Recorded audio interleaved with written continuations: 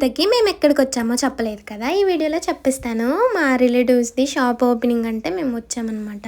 ఇక్కడికొచ్చాకే మేము టిఫిన్ చేసాము.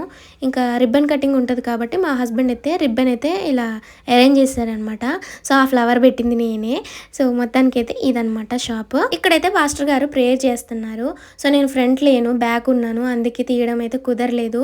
అసలైతే రిబ్బన్ కటింగ్ చేసేదే వీడియో తీయాలి. కానీ అందరికీ ఆపోజిట్‌లో ఉండాలంటే నాకు కొంచెం భయమేసి ఇంక నేను ఫ్రంట్‌కి అయితే వెళ్ళలేదు.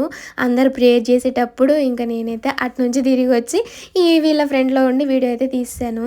చాలా ఉన్నాయి ఇంకా వీడియోస్. మీరు అస్సలు వీడియోస్‌నైతే స్కిప్ చేయకుండా అసలు ఎలా జరిగింది, ఏం జరిగింది, వంటల సెక్షన్ ఇవన్నీ మీతో షేర్ చేసుకున్నాను. మీరు మాత్రం చూసి వెళ్ళిపోవడమే కాకుండా వీడియోకి అయితే లైక్ చేసేయండి. అలాగే ఎవరైనా సబ్స్క్రైబ్ చేయకుండా వీడియోస్ చూస్తున్నట్లయితే సబ్స్క్రైబ్ చేసుకోవచ్చు కదా!